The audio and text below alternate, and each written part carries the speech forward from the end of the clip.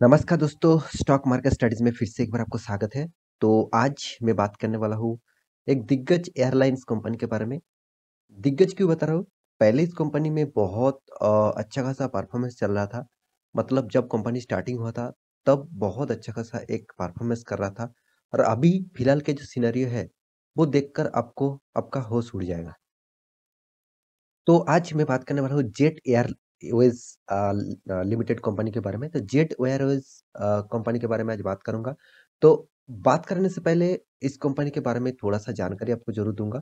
साथ ही साथ company future में इस कंपनी में क्या करना चाहिए? बहुत सारे दोस्त इस कंपनी के ऊपर निवेश करके रखा है। मुझे बहुत सारे दोस्त ने कमेंट किया है, सर इसमें क्या करना चाहिए?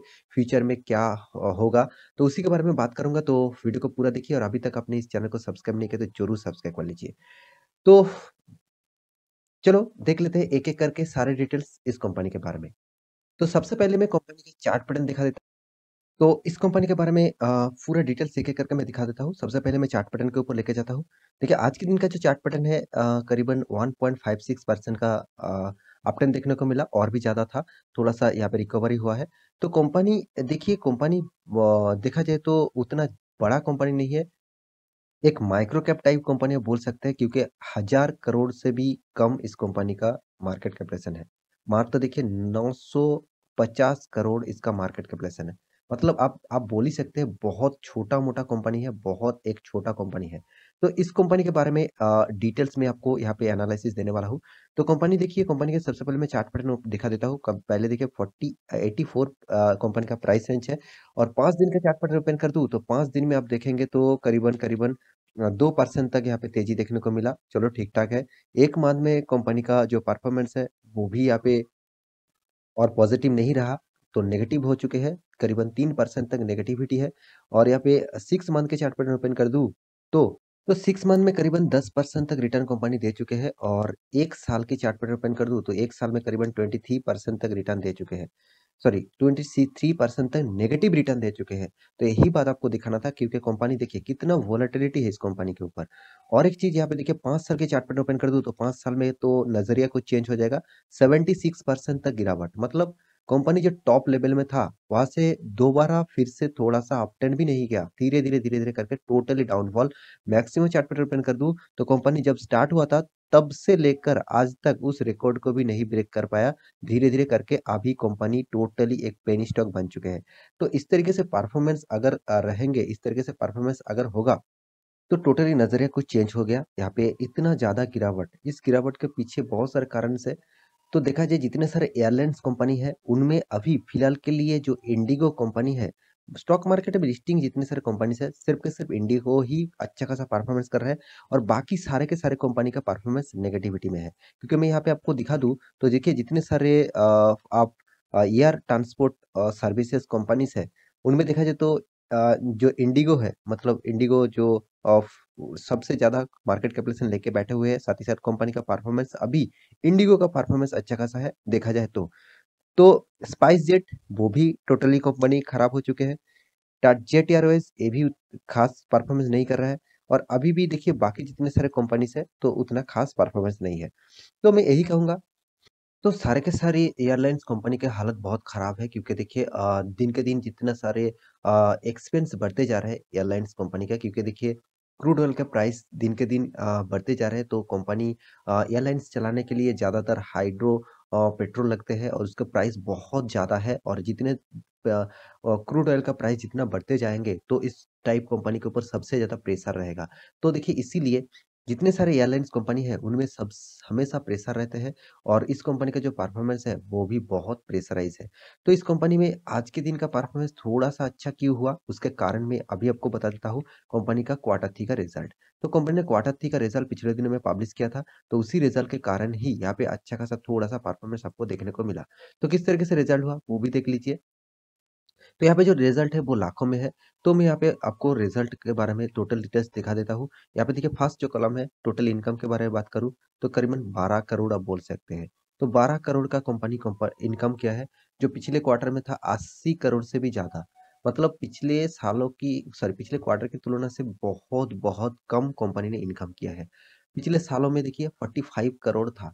मतलब पिछले सालों में भी अच्छा खासा था और पिछले क्वार्टर में तो बहुत अच्छा खासा था। तो इस क्वार्टर में बहुत ज़्यादा कंपनी ने इनकम को कम किया। तो इसी के कारण कंपनी के लॉसेस भी ज़्यादा देखने को मिलेगा क्योंकि कंपनी तो एक्सपेंस बहुत ज़्यादा कर चुके हैं। आप देख सकते हैं टोटल एक्सपेंस के बारे करीबन 116 करोड़ से भी ज़्यादा 117 करोड़ बोल सकते हैं कंपनी एक्सपेंस किया। पिछले क्वार्टर में भी अच्छा खासा एक्सपेंस किया था। 124 करोड़ से भी ज़्यादा पिछले सालों में था 105 करोड़ से भी ज़्यादा।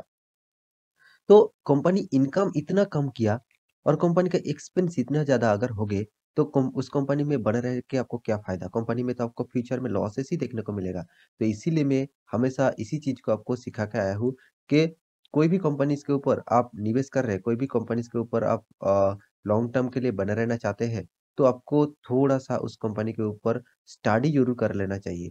तो स्टडी मतलब उस कंपनी किस तरीके से परफॉर्मेंस कर रहा है, किस तरीके से उसका फाइनेंशियल रिपोर्ट है और कंपनी कौन-सा बिज़नेस मॉड्यूल को लेकर काम कर रहा है, जो फ्यूचर ओरिएंटेड है कि नहीं, इस सारे जानकारी आपको लेना चाहिए। और इस सारी जानकारी मैं इस वीडियो में मेरे वीडियो में देता रहता हूँ, तो आप मेरे वीडियो कंटिन्यू देखते हैं, तो आपको बहुत ज़्यादा नॉलेज मिला होगा। तो यहाँ पे कंपनी का टैक्सेस भी पे करना पड़ा। कंपनी टैक्सेस पे करने के बाद टोटल जो कंपनी के हाथ में जो प्रॉफिट आया, तो देखिए टैक्स एक्सपेंस कंपनी को कुछ भी टैक्सेस नहीं देना पड़ा। तो नेट प्रॉफिट नहीं हुआ, नेट लॉस हुआ। कितना लॉस देखिए 104 करोड़ का लॉस, जो पहले था मात्र 44 करोड़ का लॉस। पिछले सालों में तो और भी बहुत ज़्यादा लॉसेस था। यहाँ पे 305 करोड़ का लॉस था। तो आज के दिन थोड़ा-सा यहाँ पे चार्ट पैटर्न अप मूवमेंट देखने का जो कारण है, ये कारण वाई ऑफ वाई मतलब ईयर ऑफ ईयर बेसिस का परफॉर्मेंस। देखिए, अगर कंपनी लॉस कर रहा है, मगर पिछले सालों से कंपनी ने बहुत कम लॉस अगर करे, तो कंपनी में तो ऑब्वियसली पॉजिटिविटी रहेगा। तो इसीलिए इस कारण ही यहाँ पे आप देख सकते हैं, तो कंपनी ने लॉस किया, 104 करोड़ का लॉस किया, मगर पिछले सालों में क्या था? 305 करोड़ से भी ज़्यादा लॉस था। तो इसीलिए थोड़ा-सा रिकवरी यहाँ पे देखने को मिला ज़रूर, मगर पिछले क्वार्टर में बहुत कम लॉस था, मा मात्र 44 करोड़ का लॉस था। तो अर्निंग पर शेयर भी नेगेटिव में रहेगा, कितना ज़्यादा नेगेटिव देख लीजिए। यहाँ पे ईपीएस ने 9.17 पिछले क्वार्टर में 3.88 पिछले सालों में 5.53। तो इसी यही चीज़ आपको अर्निंग पर शेयर सॉरी यहाँ पे अर्निंग पर शेयर में थोड़ा-सा गलत बता दिया क्योंकि यहाँ पे अर्निंग पर शेयर नहीं यहाँ पे बेसिक डाउट ईपीएस जो है, यहाँ पे अर्निंग पर शेयर यहाँ पे है। माफ़ी चाहता हूँ इसके लिए, मैं देखा नहीं। तो यहाँ पे अर्निंग पर शेयर देखिए 9.17 पिछले क्वार्टर में 3.88 था और पिछले सालों में 26 रुपीज़ का नेगेटिव अर्निंग था। सारे के सारे अर्निंग नेगेटिव में ही है, तो इस कंपनी के ऊपर इसीलिए मैं बिग नेगेटिव देना चाहता हूँ, बिग क्रॉस देना चाहता हूँ। क्योंकि कंपनी का हर पैरामीटर्स आपको नेगेटिव लगेगा क्योंकि आप खुद ही देख लीजिए कंपनी का मार्केट कैपिटलाइजेशन इतना छोटा-मोटा कंपनी है, 1 लाख सॉरी एक 1000 करोड़ भी नहीं पहुँच चुका है ये कंपनी अभी फिलहाल के लिए। और साथ ही साथ कंपनी और एक चीज़ मैं आपको यहाँ पे ज़रूर बताने वाला हूँ कंपनी का सिर्फ साल भर के नहीं, हर क्वार्टर की परफॉर्मेंस देखेंगे हर क्वार्टर में। कंपनी की किस हर क्वार्टर में इनकम देखिए, को इनकम को ग्रोथ करना चाहिए, इनकम को बढ़ाना चाहिए था, मगर कंपनी हर क्वार्टर में इनकम को कम कर रहा है। तो इसीलिए कंपनी का एक्सपेंस भी बढ़ते जा रहे हैं। तो इसीलिए कंपनी के हाथ में जो मार्जिन बचते हैं, वो टोटली नेगेटिव में है। अब देखिए, अब कोई भी आपको बीच में सितंबर मंथ में थोड़ा-सा प्रॉफिट किया था 125 करोड़ का, बाकी सारे के सारे कंपनी ने यहाँ पे लॉसेस देखने को मिला। तो ए, इस साल भर की भी परफॉर्मेंस दिखा दूँ तो ये साल भर में भी आपको नेगेटिव रिटर्न मिल मतलब नेगेटिविटी आपको देखने को मिलेगा। हर डेटा यहाँ पे नेगेटिव में है, तो इसीलिए इस कंपनी के ऊपर मैं भरोसा नहीं करता हूँ क्योंकि देखिए यहाँ पे सीएजीआर परसेंटेज भी है 10 सालों में नेगेटिव, 5 साल में नेगेटिव, 3 साल में नेगेटिव और 1 साल में नेगेटिव। मतलब सारे के सारे फंड आपका नेगेटिव में ही रहेगा इस कंपनी में आप निवेश करेंगे तो। क्योंकि जिस कंपनी का सेल्स ग्रोथ इतना डाउन है, प्रॉफिट ग्रोथ तो है ही नहीं और सीएजीआर परसेंटेज भी है ही नहीं और आपको रिटर्न ऑफ इक्विटी भी नेगेटिव में है, तो उस कंपनी में आप मुझे लगता है निवेश ना करना ही बेहतर होगा क्योंकि देखिए कंपनी में अभी भी कर्जा भी कितना है, पहले तो बहुत ज़्यादा कर्जा था 13,800 करोड़ से भी ज़्यादा, अभी फिलहाल के लिए 3,500 करोड़ तक कर्जा बन चुके हैं। और सबसे जो चीज़ आपको हमेशा देखना चाहिए कंपनी का रिज़र्व, रिज़र्व को हमेशा बढ़ना हो चाहिए मगर यहाँ पे कंपनी का रिज़र्व नेगेटिव में चला गया, मगर रिज़र्व भी नहीं है।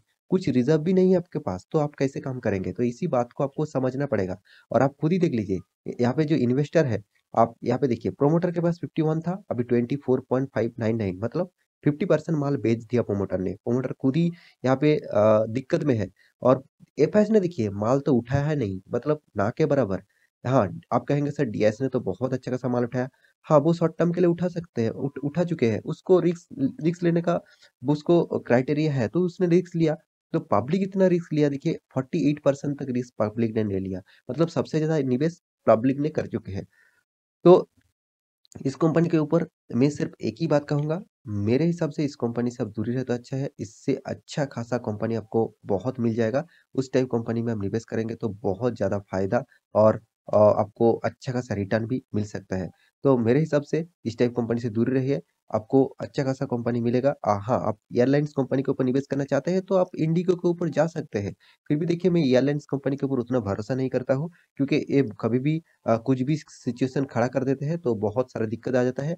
ग्लोबली कुछ प्रॉब्लम्स हुआ तो बहुत सारे फ्लाइट्स बंद होने का कारण बन जाएगा और फ्लाइट बंद हो जाएगा तो उसका बिज़नेस बंद हो जाएगा और उसका अर्निंग भी कम हो जाएगा, तो उसका लॉसेस देखने को मिलेगा। तो इसलिए मैं एयरलाइन्स कंपनी के ऊपर निवेश नहीं करके रखा हूँ, अभी तक नहीं करके रखा हूँ। हाँ, बीच में किया था मगर मैं प्रॉफ़िट आपका निकल के मतलब प्रॉफ़िट निकल गया तो मैं वहाँ से निकल आया।